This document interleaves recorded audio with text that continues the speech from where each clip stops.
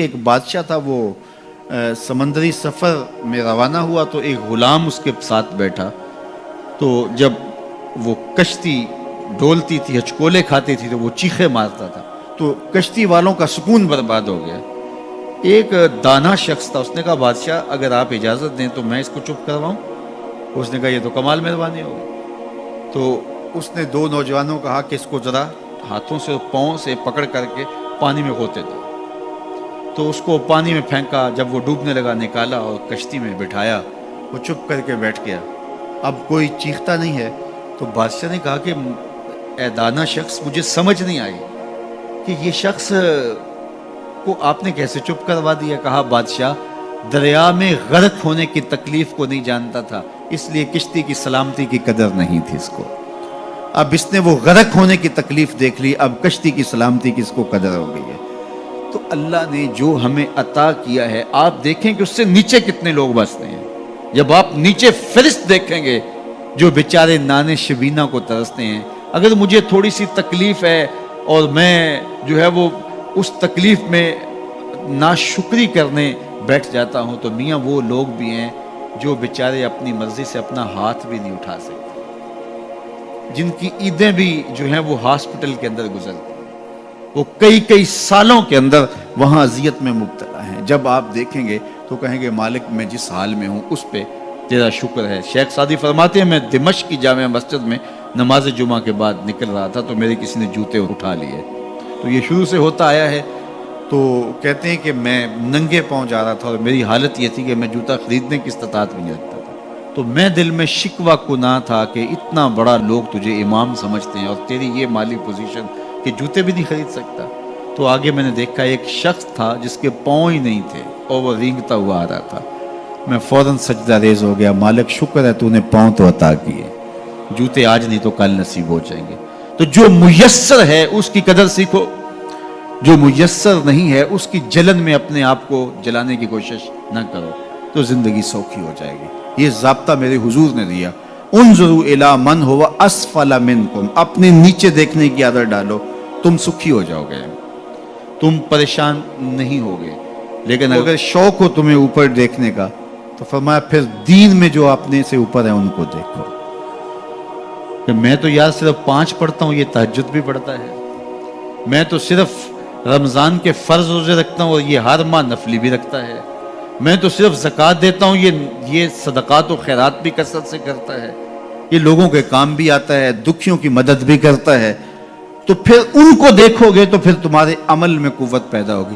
اوپر دیکھنے کا شوق آ جائے تو دین میں جو اوپر ہے ان کو دیکھو، ورنہ نیچے دیکھو گے زندگی سوکھی رہے گی۔ اپنی مٹی پہ ہی چلنے کا سلیقہ سیکھو، اپنی مٹی پہ ہی چلنے کا سلیقہ سیکھو، سنگ مرمر پہ چلو گے تو پھسل جاؤ گے۔ تو زندگی سوکھی کرنے کا طریقہ یہ ہے کہ اپنے نیچے دیکھو اور اللہ کا شکر ادا کرو۔ پھر سنو، میں تو کہتا ہوتا ہوں یہ ٹینشن فری حدیث ہے۔ سید علی المرتضیٰ فرماتے ہیں حضور نے فرمایا جو اللہ کے دیے گئے تھوڑے رزق پہ راضی ہو گیا، اللہ اس کے تھوڑے عملوں پہ راضی ہو جائے گا۔ زندگی سوکھی کر دیتی ہے یہ حدیث پاک۔ تو جو اللہ نے دیا مالک تیرا شکر ہے، یہ تھوڑا کرم ہے کہ تو نے ہمیں انسان بنایا ہے، ہمیں فہم و ادراک کی دولتیں دی ہیں، ہمیں شعور اور خرد عطا کیے ہیں۔ کتنی مخلوقات ہیں جو سارا دن شدت کی گرمی میں بوجھ اٹھاتی ہیں اور چارہ جا کے جو ہے وہ باہر سے لے رہی ہوتی ہیں، وہ بھی تو تیری مخلوقات ہیں۔ تو نے ہمیں انسان بنایا، انسانوں کے گھر میں پیدا کیا، اور میں اور آپ تو اس کا شکر ادا نہیں کر سکتے کہ ہمیں اللہ نے محمد عربی کا غلام بنایا ہے، حضور کا امتی بنایا ہے۔ میری خوش قسمتی میں تیرا امتی، یہ میرا مقدر ہے، یہ آپ کا مقدر ہے۔ جس کے لیے نبی آرزویں کرتے رہے، تمنائیں کرتے رہے، لوگ راہیں تکتے رہے، منتظر رہے، صدیوں انتظار کرتے رہے، لیکن ہم نے کوئی انتظار نہیں کیا۔ آنکھ کھولی، ہمارے والد صاحب مسجد سے مولوی صاحب کو بلا لائے، انہوں نے کان میں آ کے اذان دیتے ہوئے کہا مبارک ہو، تو حضور کا غلام بن کے آیا۔ شاہوں سے ملا ہے نہ تونگر سے ملا ہے، اللہ کا عرفان اسی در سے ملا ہے۔ اوروں کو ملا ہے تو مقدر سے ملا ہے، مجھ کو تو مقدر بھی تیرے در سے ملا ہے۔ یہ میری اور آپ کی خوش بختی، تو جتنا بھی شکر ادا کریں تھوڑا، تو لوگوں کے کام آئیں، لوگوں کے لیے جو ہے وہ خیر کی چابی بنے اور شر کا تالا بنے۔ اللہ نے اس معاشرے کے اندر امیر اور غریب کے ذریعے سے دونوں طبقات کو آزمایا ہے۔ سارے لوگ دولت مند نہیں ہوتے، اگر سارے لوگ دولت مند ہو جائے تو نظم کائنات نہیں چل سکتا۔ سارے لوگ ہی جو ہے وہ غریب ہو جائیں تو پھر بھی نظم کائنات متاثر، اس نے اوپر نیچے رکھا، یہ اس کا نظم ہے۔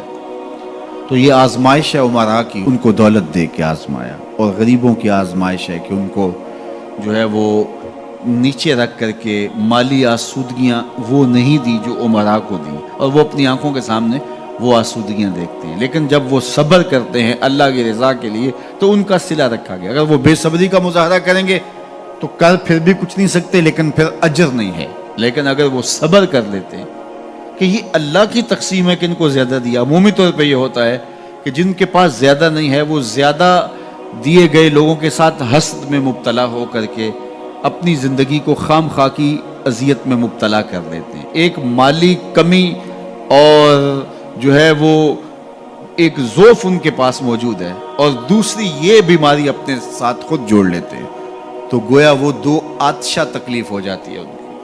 تو وہ ایک مالی ضعف میں مبتلا ہیں اور آسودگی میسر نہیں ہے، اور ضروریات بہت ساری ہیں اور ان کو پورا کرنے کے لیے وسائل خاطر خواہ نہیں ہے، اور دوسرا ان لوگوں سے وہ آتش حسد میں جلنے لگے جن کو اللہ تعالیٰ نے نوازا ہوا ہے، تو وہ اجر سے بھی محروم ہو گئے اور دوہری مصیبت میں مبتلا ہو گئے۔ لیکن اگر وہ سمجھتے ہیں ان کا مقسوم ان کے ساتھ اور میرا مقسوم میرے ساتھ، تو اللہ نے جو مجھے دیا ہے میں پہلے تو کوشش کروں کہ اپنے معاملات کو اس میں بہتر کرنے کی کوشش کروں۔ جب ہم دائیں بائیں سے دیکھ کے اپنے گھر کا بجٹ بناتے ہیں اور دائیں بائیں دیکھ کر کے جو ہے وہ اپنے امور زندگی کو طے کرتے ہیں،